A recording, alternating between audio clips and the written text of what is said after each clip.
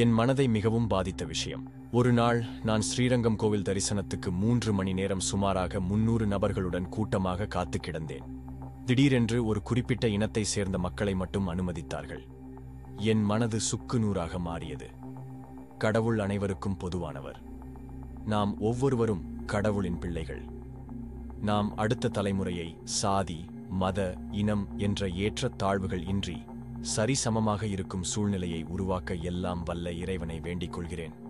உங்களுக்கு கண்ணப்ப நாயனாரின் யார் என்று தெரியுமா? இல்லை திருப்பாணாழ்வார் ஆழ்வார் பற்றி தெரியுமா? சபரியின் கதை தெரியுமா? இல்லை நந்தனாரின் கதையாவது தெரியுமா? அல்லது வால்மீகி முனிவரின் கதையாவது தெரியுமா? கடவுள் முன் அனைவரும் சமம் என்று நிரூபித்த கதைகளை தொகுப்பாக ஒரு லாங் வீடியோவாக AI 3D டெக்னாலஜி மூலம் அழகான முறையில் பதிவிட்டு உங்களுக்காக சமர்ப்பிக்கிறேன். கீழே டிஸ்கிரிப்ஷன்ல இருக்கும் லிங்க் மூலமாக கண்டு மகிழுங்கள். உங்களது செல்போனை ஹரிசாண்டலாக வைத்து முழு ஸ்கிரீனை பார்த்து மகிழுங்கள்.